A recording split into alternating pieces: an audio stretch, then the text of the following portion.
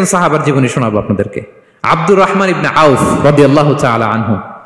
10 জন জান্নাতের দুনিয়াতে বসে যে 10 জন সাহাবা জান্নাতের সুসংবাদ পেয়েছেন তাদের মধ্যে একজন, আলহামদুলিল্লাহ বলেন।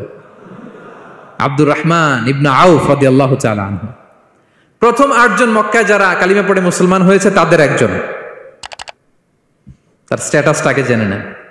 তো তিনি যখন মক্কা থেকে হিজরত করে মদিনায় গেলেন, মনে রাখবেন মক্কা থেকে যে সাহাবারা বাড়ি ঘর ছেড়ে হিজরত করেছে তাদেরকে বলে মহাজির, মানে হিজরতকারী সাহাবা। আর মদিনাতে যে সমস্ত সাহাবারা তাদেরকে রিসিভ করেছেন তাদেরকে বলে আল আনসার, মানে সাহায্যকারী সাহাবা। তো যারাই হিজরত করে মক্কা থেকে মদিনায় যেত, বিষ্ণু ইসলাম মদিনার কোন সাহাবীর সাথে তার ভাই পাতিয়ে দিতেন, আল মুআখাত, ব্রাদারহুড করে দিতেন, দায়িত্ব দিতেন যে তুমি এই সাহাবীকে দেখবে। তো আব্দুর রহমান ইবনে আউফ রাদিয়াল্লাহু তাআলা আনহু যখন হিজরত করে গেলেন, তার দেখভাল করার জন্য যে সাহাবীর দায়িত্ব পড়ল তার নাম হচ্ছে সাআদ ইবনে রাবিয়া, আনসারী সাহাবী রাদিয়াল্লাহু তাআলা আনহু। বিষ্ণু বললেন, সাআদ, আব্দুর রহমান ইবনে আউফ তোমার ভাই, ভাই বানিয়ে দিলেন। কি বানিয়ে দিলেন? তুমি তাকে টেক কেয়ার করবে, সে হবে তোমার মেহমান। সুবহানাল্লাহ। সাআদ ইবনে রাবি রাদিয়াল্লাহু তাআলা আনহু তিনি আব্দুর রহমান ইবনে আউফকে ডেকে নিয়ে গেলেন, ঘরে নিয়ে গেলেন মেহমানকে, এবং বললেন, ইয়া সাআদ ইন্নী আকসারুল আনসারি মালান। হে সাআদ, তুমি চিন্তা করো না, তুমি মনে করো না যে তোমার ভরণ পোষণ দিতে আমার কষ্ট হবে। আমি মদিনার সবচাইতে বড় বিজনেস ম্যাগনেট, সবচাইতে বড় বিজনেস ম্যাগনেট আমি। No tension, don't worry about it. Tension নিও না, আসো, তোমার জন্য আমার কি প্রপোজাল শোনো। ফাআকসিমু লাকা নিসফা মালি, আমার যত সম্পদ আছে আমি অর্ধেক তোমার দিয়ে দিব। সুবহানাল্লাহ। এত আসতে আপনার বাড়িতে কেউ মেহমান হলে করতে পারবেন এরকম? আল্লাহ, কেমন প্রেরণার বাতিঘর তারা। ফাআকসিমু নিসফা মালি, হে আব্দুর রহমান ইবনে আউফ, আমার অর্ধেক সম্পদ তোমারে দিয়ে দিব। এখানেই শেষ না, এরপর বলতে লাগলেন, আমার অনেকগুলো স্ত্রী আছে, তুমি কোথায় যে মেয়ে খুঁজবা, প্রস্তাব দিবা, এত ঝামেলার দরকার নাই।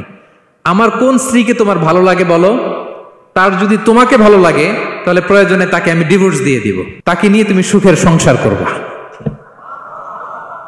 আল্লাহু আকবার, আল্লাহু আকবার। অর্ধেক সম্পদ দিয়ে দিব, আমার একাধিক স্ত্রী আছে, কাউকে যদি তোমার পছন্দ হয় এবং সেও যদি তোমাকে পছন্দ করে প্রয়োজনে তাকে ডিভোর্স দিব। New life, new career, just go on. আমরা এই সুযোগ পেলে কি করতাম? সাথে সাথে অর্ধেক সম্পদ নিয়ে নিতাম, ঠিক কিনা? আব্দুর রহমান ইবনে আউফ প্রেরণার বাতিঘর। উনি কি করলেন? উনি বললেন, লা হাজাতা লি ফি যালিক।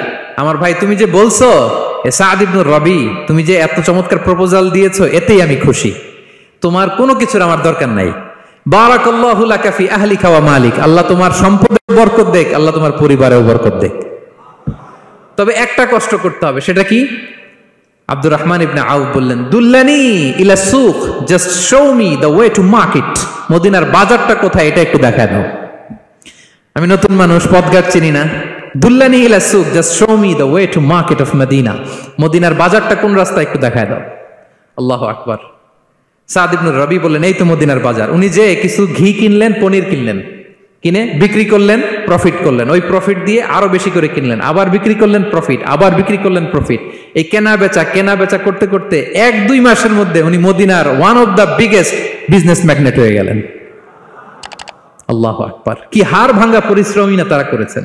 একেবারে রেডি ক্যারিয়ার ছিল, গেলাম সবচেয়ে বড় বিজনেসম্যানের অর্ধেক সম্পত্তি পেয়ে গেলাম। He didn't accept the ready career, rather he made his own path with his own endeavor. নিজের চেষ্টায়, নিজের পরিশ্রমে, নিজের ঘাম ঝরিয়ে নিজের ক্যারিয়ার তৈরি করেছেন। চিল্লায় বলেন ঠিক কিনা? This is the biography of Abdur Rahman ibn Auf radiyallahu ta'ala anhu.